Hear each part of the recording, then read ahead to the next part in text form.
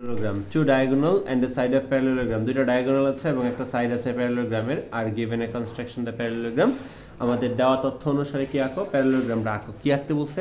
দুইটা diagonal এবং একটা সাইড। দুইটা diagonal একটা কি, এর আগেটা যেটা এঁকেছিলাম সেটা ছিল হলো আমাদের দুইটা diagonal এবং একটা কি অ্যাঙ্গেল, একটা কি অ্যাঙ্গেল। আর এখন আছে হলো দুইটাই কি diagonal, একটা diagonal, দুইটা diagonal দেওয়া আছে এবং একটা সাইড দেওয়া আছে। একটা কি দেওয়া আছে, ডায়াগোনাল নামকরণ করতে পারো, একটা হলো ডি, একটা হলো এস, আর একটা সাইড যেটাকে আমরা কি করতে পারি, এ ধরতে পারি। তারপরে আমরা কি করব, লেটস ড্র এ লাইন। আমরা একটা লাইন অঙ্কন করব। কি অঙ্কন করব?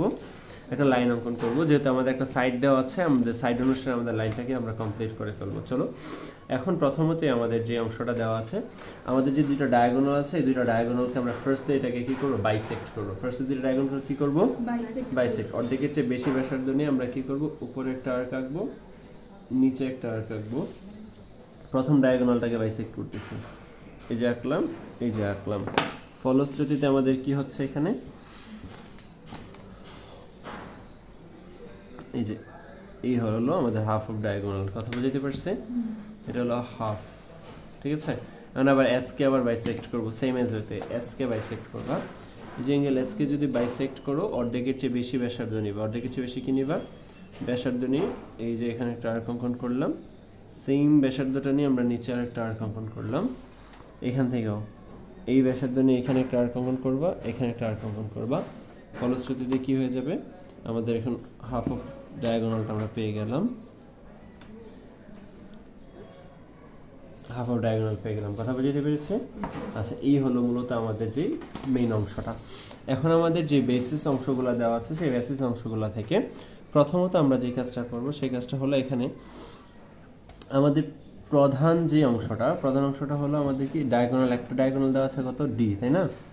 একটা ডায়াগোনাল ডি দেওয়া আছে, একটা ডায়াগোনাল কি দেওয়া আছে, এস দেওয়া আছে। এই দুইটা ডায়াগোনালের মধ্যে একটা ডায়াগোনালের অর্ধেকের সমান করে আমরা কি করতে পারবো, একটা ডায়াগোনালের ফুল একটা ডায়াগোনালের সমান করে আমরা একটা আর্ক কেটে নিতে পারি। সরি, অ্যাঙ্গেল এ এর সমান করে আমরা একটা আর্ক কেটে নিব। অ্যাঙ্গেল এ, এই বেসটার সমান করে একটা কি কেটে নিব, আর্ক কেটে নিব। কার সমান করে, বেসের সমান করে, বেস এর সমান করে। অর্থাৎ এটা হলো এ, এটা হলো কি ভি, এটা নাই, আর এটা হলো সি, ঠিক আছে। এইটার উপরে একটা ডায়াগোনালের অর্ধেকের সমান করে, একটা ডায়াগোনাল কিসের সমান করে বলো, হাফ অফ ওয়ান ডায়াগোনাল, অর্ধেকের সমান করে আমরা এখানে একটা কি অঙ্কন করলাম, মানে আর্ক অঙ্কন করলাম। সেম আমাদের এই ডায়াগোনালটার আরেকটা ডায়াগোনাল আছে, সেটা হলো এস ধরেছিলাম, তার বাকি অর্ধেকের সমান করে আমরা এখান থেকে এটার উপরে আরো একটা কি অঙ্কন করলাম, আর্ক অঙ্কন করলাম। কথা বুঝতে পারছেন? এখন এটাকে কি করে দাও, আমরা একটু বর্ধিত করে দিই। এখান থেকে এই বরাবর এটাকে আমরা একটু বর্ধিত করে দিলাম। এটা একটু সেম, এখান থেকে এই বরাবর আমরা এটাকে কি করে দিতে পারি, বর্ধিত করে দিলাম, ঠিক আছে।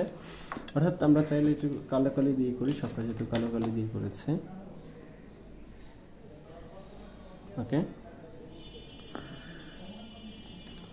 দেখো এখন দুইটা পয়েন্ট একটা বিন্দুতে ইন্টারসেক্ট হয়েছে না?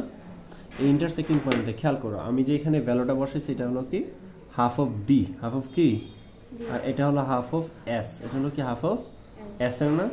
তাহলে বাকি হাফ অফ ডি বাকি আছে না? এই যে হাফ অফ ডির সমান করে, অর্থাৎ এই আর্কটা যে ডায়াগোনালের হাফের সমান করে নিয়েছি, সেম হাফের সমান করে উপরে আরেকটা আর্ক আঁকবা। আর এই সি থেকে এই ডায়াগোনালের হাফের সমান করে আমরা কি করব, এখানে আরো একটা ডায়াগোনাল অঙ্কন করব। এখন সবগুলোকে কি করে দিব, জাস্ট মিলাই দিব। দেখি প্যারালেলোগ্রাম কি উৎপন্ন হয়। এটা প্যারালেলোগ্রাম, রম্বস না।